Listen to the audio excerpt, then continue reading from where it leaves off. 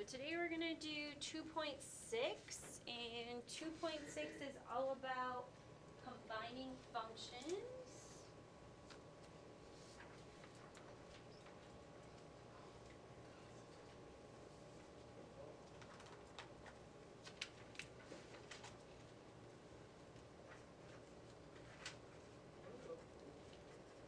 Isn't that nice? Okay, so 2.6 is all about combining functions. And then by the end of today, you're going to be able to determine the composite of two functions and find the domain. So that domain we've been working on, we are going to continue to work on that. Okay, so combining functions and then finding the domain of those functions. So I'm going to give you a second to read over that box.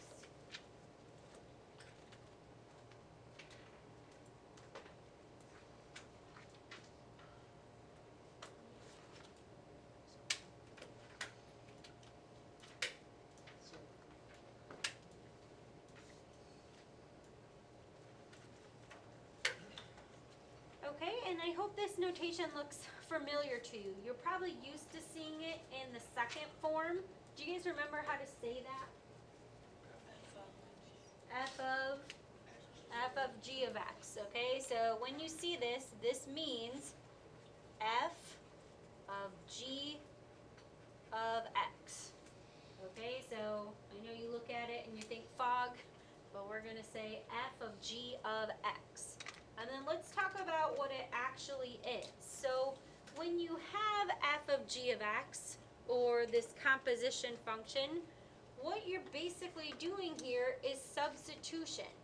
So f of g of x means that you're going to substitute, we're going to write this up here, you're going to substitute g of x into f of x for your x term. Okay, so you're going to substitute g of x into f of x for your x term. Okay, so that's all it is substitution. How many of you feel pretty confident that when I give you a composition, you'll be able to do that without me? Okay. All right, so for example 1, we are going to let f of x equal x squared, and g of x is going to equal x minus 4.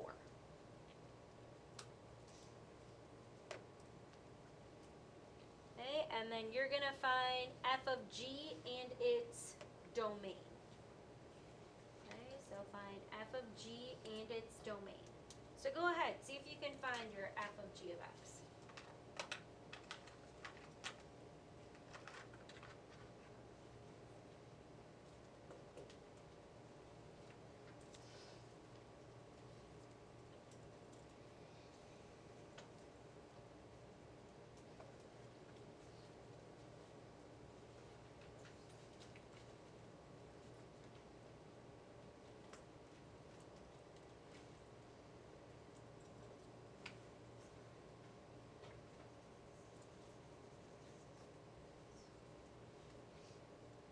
And if you're not as confident, I'm hopefully going to give you some good strategies today that are going to make remembering the composition of functions a little simpler for you. So remember that f of g means f of g of x. Okay, so this just means I'm doing f of, and then my g of x is x minus 4. So last week we worked on this a bit, right? If I just had f of 5, what would I do with 5? Plug 5 in for x. So now I'm going to plug x minus 4 in for x, and I'm going to do that into my function f of x. So when I do that, f of x is x squared, And so sometimes what I'll just do is I'll put parentheses squared, and then I'll insert whatever I have here, which is x minus 4. Okay, and then we need to simplify. Okay, so if you have already simplified, maybe check the person next to you and make sure they don't make that dreadful mistake. What dreadful mistake am I talking about? Yeah. Yeah, it's not x squared plus 16, right? What do we have to do? We have to FOIL it out. Okay, so x squared minus 8x plus 16, and that is your f of g. Okay, so now the next thing we have to do is find the domain. Whenever you're finding the domain of the composition, you want to check two steps, the first step and the last step. And really, with the domain, who can tell me the things we have to look out for? Okay, fractions and, yep, even roots. Okay, so any radicals that have an even root. Do I have to worry about any of those here? Nope. What about in the first step? Nope. Okay, so that means my domain is going to be all real numbers. Now, anytime we do the domain, we are going to write it in interval notation, and that's because that's how I'm going to ask for it on your test. So I want us to practice and make sure we are all set to go for that. So your test is on Friday of this week, which means what else is due on Friday? Your homework log. Okay, I decided to give you guys an extra credit opportunity.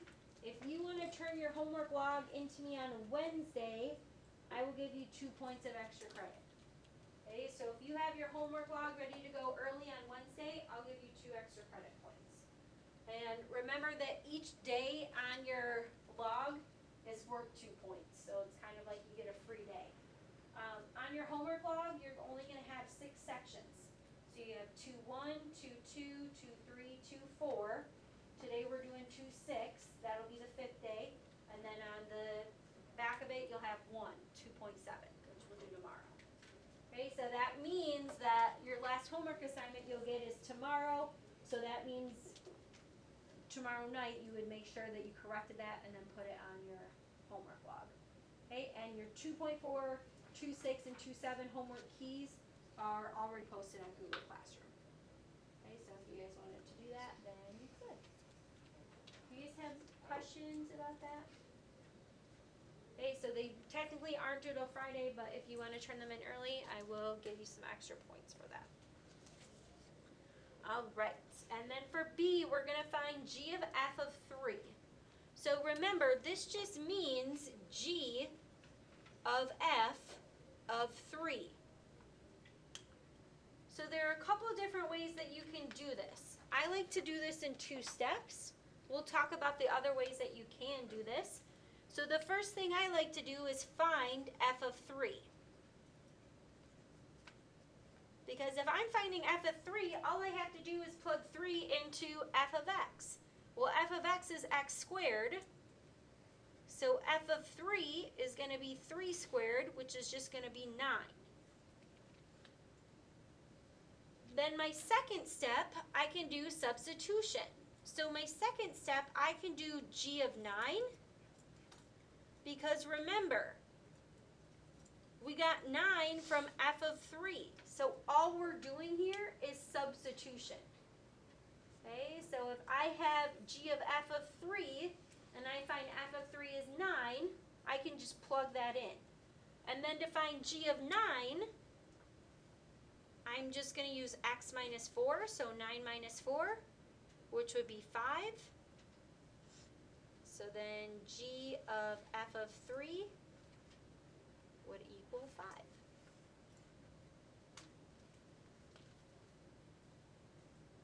And then we don't have to find the domain for this one. You won't have to find the domain if you're just plugging in a number. Can you guys think of another way that you could do that? Maybe some of you did it a different way? Have you guys always done that in 2 steps? You find the inside one first and then plug it into the other one? also just find g of f of x first and then plug in 3? What's g of f of x going to be? So we're plugging f of x into g of x. X squared minus 4. So if you had x squared minus 4 and you plug in 3, 3 squared minus 4 is just going to be 5. Okay, so you can choose which way you want to do that. All right, go ahead and try C. So you can use your 2 steps if you want.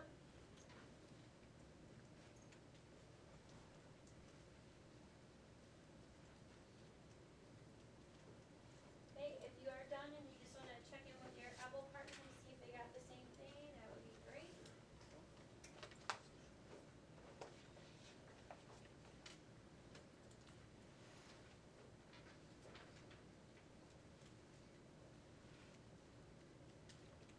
Hey, Ryan, do you want to tell me how you did this one? Oh, sorry, Maze. I plugged in -1 to x squared and got 1. Okay, good. Plugged 1 back in and then got 1. Perfect. Okay, so the first step, f of -1 is 1. Your second step, you would be finding f of 1, which is 1 squared, which is also 1. So 1 would be your final answer. Okay, so f of -1 is going to be 1. Okay, how do we do? Good? All right, let's turn it over. And I'll give you a second to read the directions.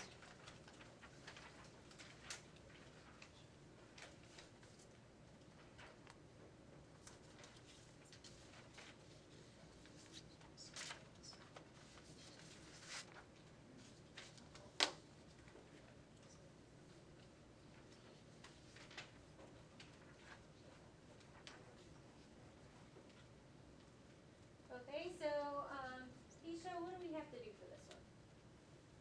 You have to find f of g of x, g of f of x, f of x, and g of x, and the domain.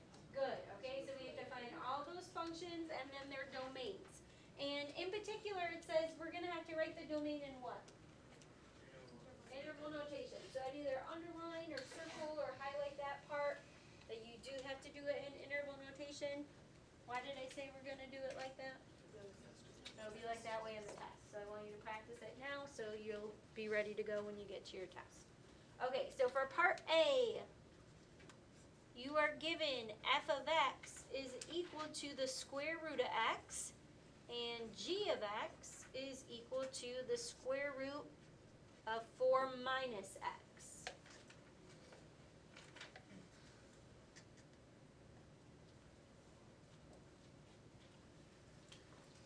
Okay, go ahead and see if you can do the g of f.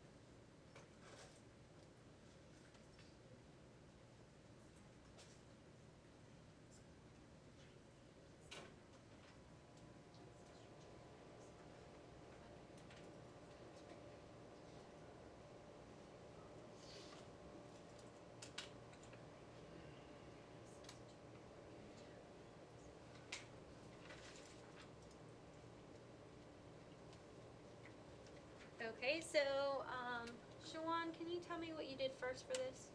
I put g of x in for f of x, so I got the square root of 4 minus x. Good. So you have the square root. When you said 4 minus x, I don't know if that's what you meant though. Did you have the square root of the square root of? Oh, the double root. Okay, so your f of x is the square root of x. So instead of putting the x in there, that's when we're going to substitute 4 minus x. So that looks kind of silly. We have the square root of 4 minus x. Can we simplify that at all? Yeah, do you guys remember that from our first chapter? So it'll be the 4th root, yeah, because what can you do with the two index numbers? Yep, so you're gonna, in this case, yeah, you are gonna multiply. But yeah, so in this case it'd be 12. But 2 times 2 would be 4, so you can make that the 4th root. So this is gonna be the 4th root of 4 minus x. Okay, and again, if you're having trouble remembering that, you can think of it as 4 minus x to the power of 1/2, and all of that would be raised to the 1/2. So if you have a power to a power, what do you do with the powers? You multiply. So if you have 4 minus x to the 1/4 power, that's going to be written as your radical. Now if they give you this as a radical, your final answer should have your radical in it. Okay, can I simplify any further there? No. Okay, so now I'm going to do my domain. Okay, so remember with the domain, the main things we're looking out for are even roots and fractions. What do I have in this one? I have an even root. Okay, so Max, what do we know about roots? What do we have to have? Okay, yeah, so what's my equation going to be? Okay, so let's do, it's, yeah, 4 minus x is going to have to be greater than or equal to 0. Okay, because you can't take an even root of what kind of number? Negative. Okay, you can't take an even root of a negative. Okay, so now I'm going to solve this. And I would just add x to both sides. And then I would rewrite this with x on the left as x is less than or equal to 4. And then I have to put that in interval notation. Okay, Nick, do you think you can help me put that in interval notation? Negative infinity to 4. Yep. 4 is positive. And, well, it'll just be this. And then you have your hard bracket on 4. Okay, so if x is less than or equal to 4, it's all of the values that are 4 or less than. 4 is going to have a hard bracket because of your equal to. And that will be your domain. Yes? I did like the tables and You mean like with the plus or minuses? Is that what you mean by that table? like there was that guy and then these those, Oh. and then Okay, and now we're going to do g of f.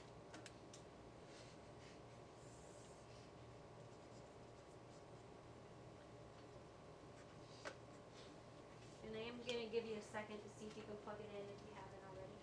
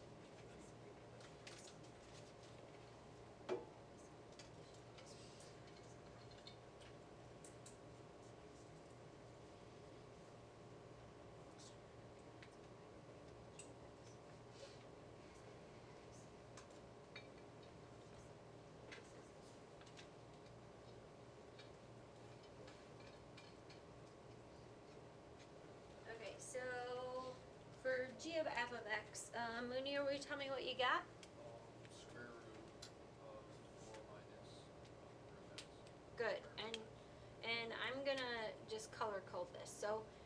having trouble with the plug-in, what I do is I think of the outside number. See how this is g of x?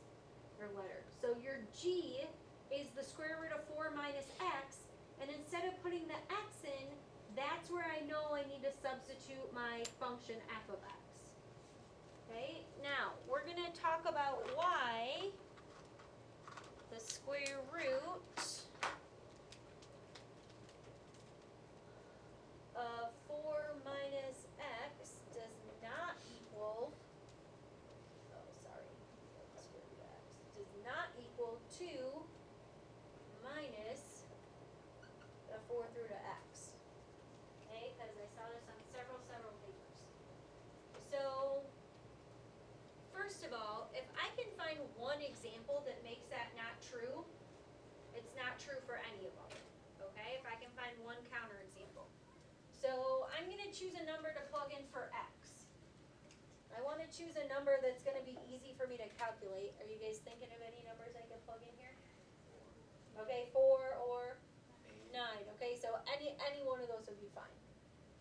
Okay, so if I plugged in 4, so 4 minus the square root of 4, what is the square root of 4? 2, so this would be the square root of 2, right? Okay, and then here I'd have 2 minus the 4th root of 4.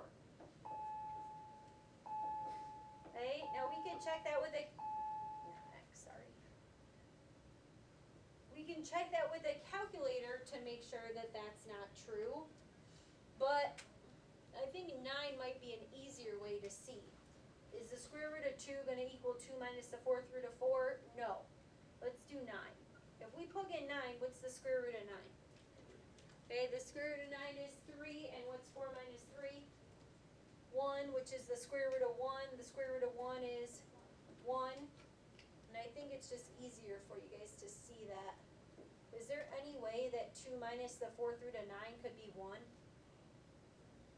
No, because what would the 4th root of 9 have to equal? 1. And does the 4th root of 9 equal 1? No. Okay, so these are not going to be equal. Why not? Okay, so yeah, you could split it up if this was what? Yep, if it's multiplied or division, then you can split it up. If it's addition or subtraction, you can't. Sam, what did you say? I think you already answered it. That was not good enough. Okay, so if it's multiplication or division, yes, that property holds true. If it's subtraction, it does not hold true. When we were going over the properties, we talked about how the square root of a times b is the square root of a times the square root of b, but the square root of a plus b is not the square root of a plus the square root of b. Those are not equal. Those are not the same. Okay, so we have to leave this exactly how it is here. Okay, g of f is just going to be the square root of 4 minus the square root of x. Now, how many radicals do I have in that statement? How many radicals do I have? 2, right? Okay, so if I have 2 radicals, I have 2 different equations I have to set up. Caleb, what's one equation I'm going to have to set up? For what? For the radicals. Oh, I don't know. Okay, so let's start with this one, the square root of x, right? What do we know about x? It has to be greater than or equal to 0. Yeah, it has to be greater than or equal to 0. Okay, so that's one equation that we have. And that's the small radical. This is our big radical, right? Okay, so what's underneath the big radical? Yep, and that also has to be greater than or equal to 0. So if you have 2 different radicals, you're going to set up 2 different inequalities. So we know x has to be greater than or equal to 0, but also 4 minus the root of x has to be greater than or equal to 0. So I'm going to solve this for x. So I'm going to add the square root of x to both sides. And then how do I undo a square root? I have to square both sides. Okay, so then I have x is less than or equal to 16. So these two things have to happen at the same time. I have to have x is greater than or equal to 0 and 16 is greater than or equal to x. Because these are both happening at the same time, I can set them up together, where x is greater than or equal to 0 and less than or equal to 16. Okay, and again, that's because they are an and not an or.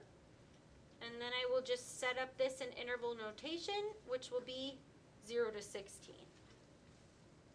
So that will be your domain, is 0 to 16. And how can you check your domain to make sure it works? How can I make sure that's valid?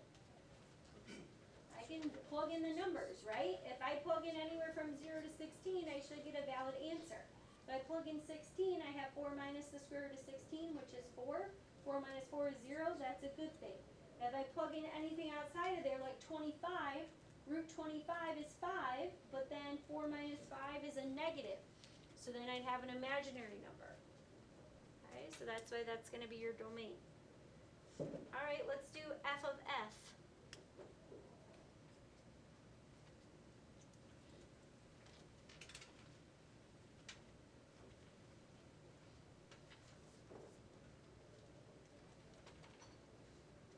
So you are plugging f of x into itself.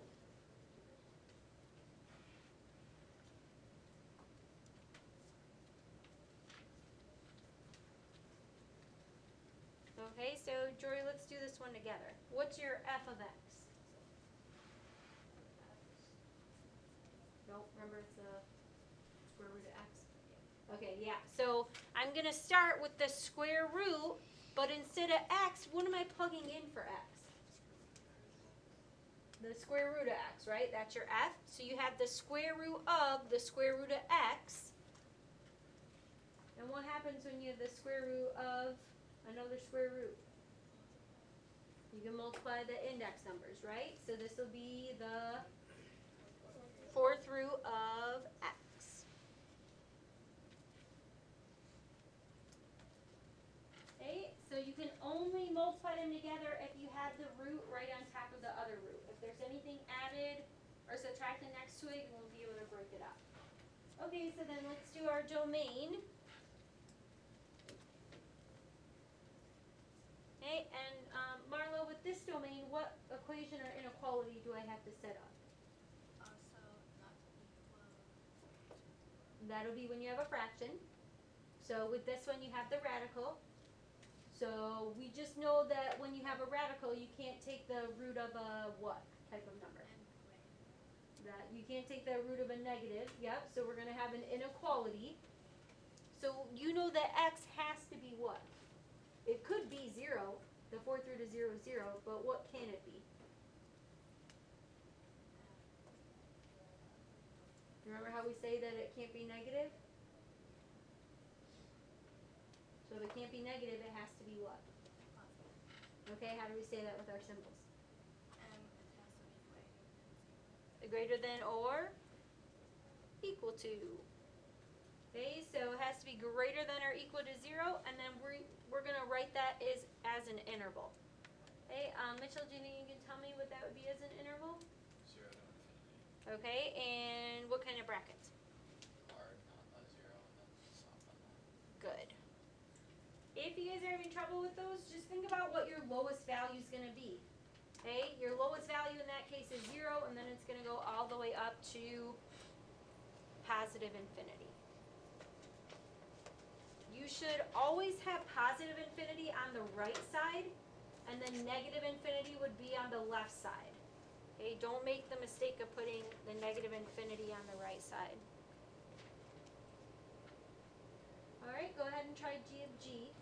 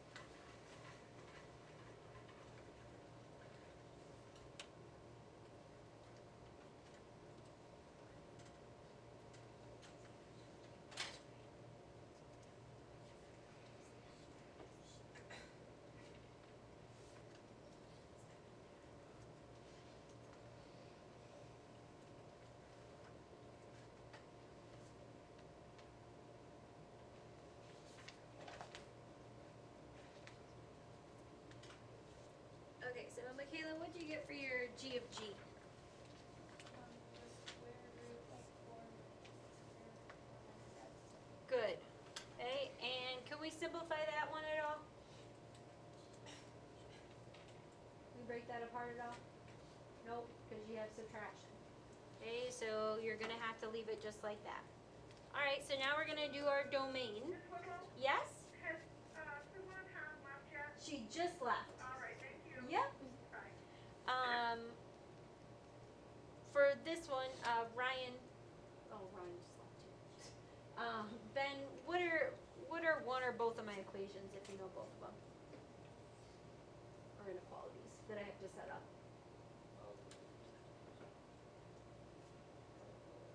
Okay, so if you have a radical, it can't be negative, right? Okay, so let's start with the smaller radical. So what's my radicand for that? 4 minus x has to be greater than or equal to 0. Yep. And then under the larger radical is what? So that'd just be like the whole thing, like 4 minus the square root of 4 minus x. Yep, exactly. So 4 minus the square root of 4 minus x, and that also has to be greater than or equal to 0. So we're going to solve both of those. So for this one, I would just move my x over. So x is less than or equal to 4. And at the same time, I would just move over this whole radical here. So I'd have the square root of 4 minus x. And then I would square both sides to undo my radical. So I'd have 16 is greater than or equal to 4 minus x. And then if I subtract 4, I have 12. And then if I want x and not negative x, what do I have to do to both sides? Bless you. Yep, so whenever you divide by a negative, you have to flip the sign. A lot of us forgot this on our test. Okay, so we're going to flip the sign because we divided by a negative. And then we're going to put those two together. So x is greater than or equal to negative 12, but less than or equal to 4. Because that's an and, I'm going to combine those together. If it was an or, you would not combine them together. Okay, and then we're going to write this in interval notation, which would be negative 12 to 4. Okay, how'd that go? Good? Yeah, Sam. What were you saying about the and or? Yeah, remember before when we were doing absolute value, we had those two equations and they were with an or. So that was either one thing happened or the other. They wouldn't happen at the same time. Because both of these have to happen at the same time, they are going to be an and that's why I'm taking our two equations and combining them together. So remember in actually the first chapter, remember when you guys would have to find the overlap between both of them? That's exactly what this is. You're finding the overlap between those two. For the second one, we're going to start dealing with some fractions. So for part B, your f of x is 1 over x. Your g of x is 2x plus 4. And this one isn't too bad because only one of them's a fraction. But since we are going to do with fractions, we need to simplify them just like we learned in 1.4. Okay, so for B, f of x is 1 over x. G of x is 2x plus 4. We have to find f of f, g of g, f of x, and g of x.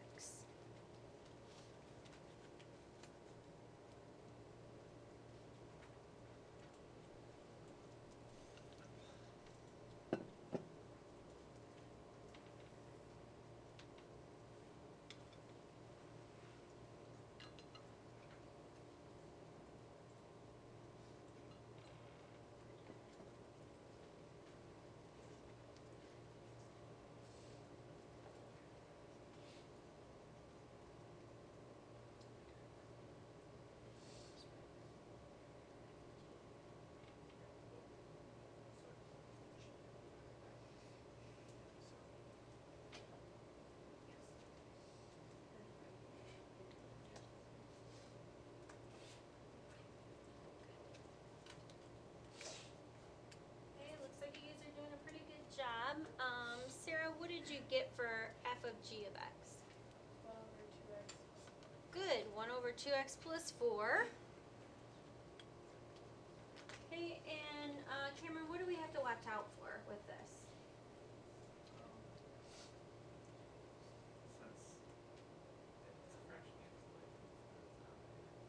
Okay, so since it's a fraction, the denominator can't be what?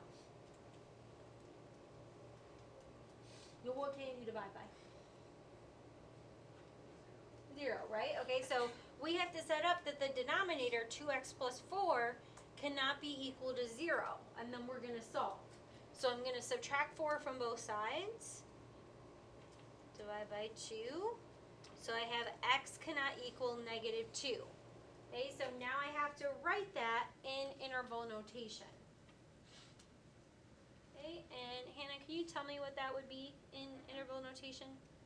Negative infinity to negative 2 with soft brackets, union negative 2 to infinity. Good. Okay, so negative infinity to negative 2, union negative 2 to infinity. How do we do with the first one? Good. All right, let's try g of f.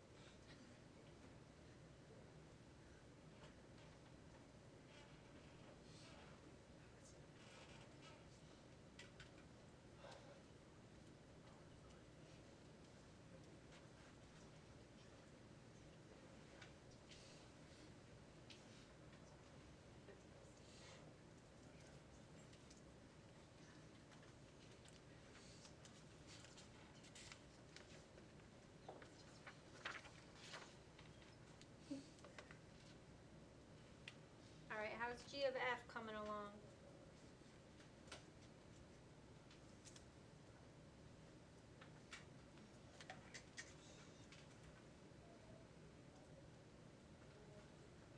Max, tell me what you did for your first step. I had 1 over x plus 4. Good.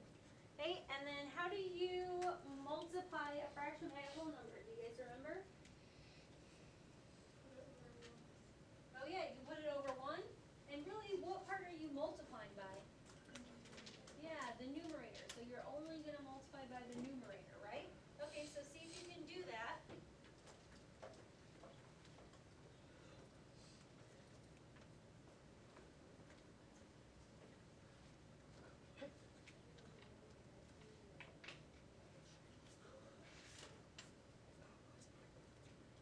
You want to smell like strawberry lemonade?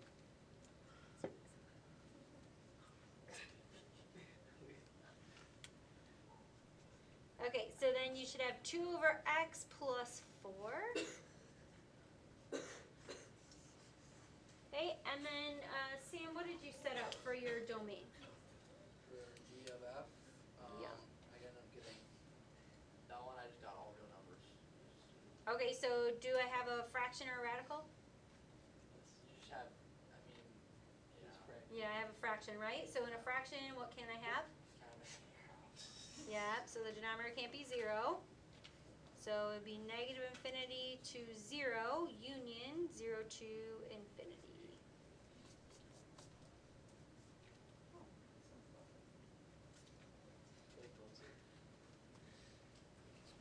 So we don't have to combine the terms for it to become Oh, yes, if you guys wanted to combine that and make it one term, that would be fine. So if you had 2 plus 4x over x, I would also count that correct. Okay, so like one term. Yes. Okay, and if you started on f of f, I hope that you have simplified that. Oh, gross. Okay, so for f of f, Kenny, can you tell me what you put for the first step?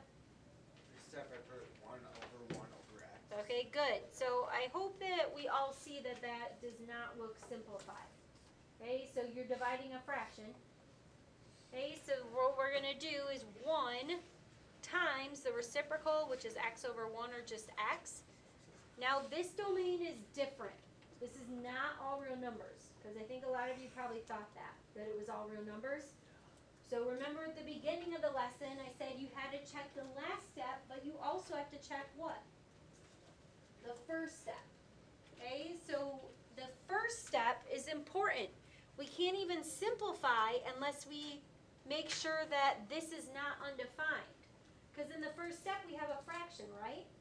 So we know that x cannot be what? Yep, so we know x cannot be 0. So even though just this is all real numbers, we have to keep in mind that the first step is a fraction, and so it cannot be 0.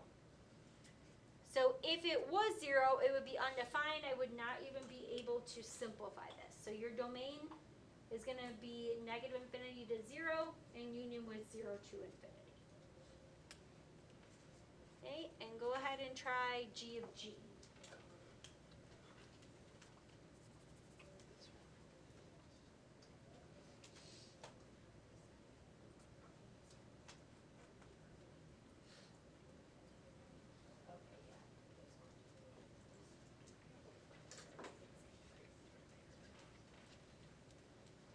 Okay, so your g of g. Carmen, will you tell me what your first step was? I took 2x plus 4. Okay. I Did you do 2 times 2x plus 4? Is that what you said? yes, Okay, sorry.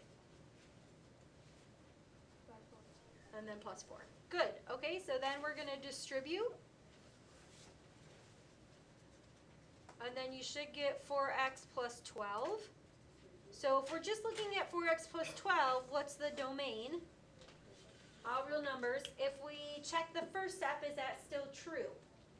Yes. So then your domain would be negative infinity to positive infinity. Now I've always told you, oh, we only have to look out for even roots and fractions. What's another function that you would have to have a restriction on? One that you've done in previous years?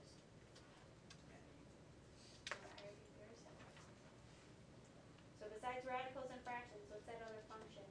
Numbers, What is it? numbers, I don't have any. Oh. Can you tell me what it looks like? Logarithms. Yeah, the logarithms. Okay, so your natural log or just your regular log. Because you can't take the log of what kind of numbers? Negative and 0. You can only take the log of positive numbers. Okay, so if you run into a log, then if it can't be 0 or it can't be negative numbers, how would we say that? How do we say not negative and greater than 0? Okay, so if you ran into one of those. Yep, just greater than. Yep, because it couldn't be equal to. Okay, I'm going to give you your homework, and then we're going to end with a couple of presentations. Okay, so if you wanted to tonight, you could make sure that you have everything up until 2.6, and then tomorrow you'd only have to do 2.7, and then you have a little bit of extra credit. I am going to have your quiz and your test grades put in by the end of today. They are not in yet, but that might be your deciding factor. I'll just take a picture of what I'm reading right now.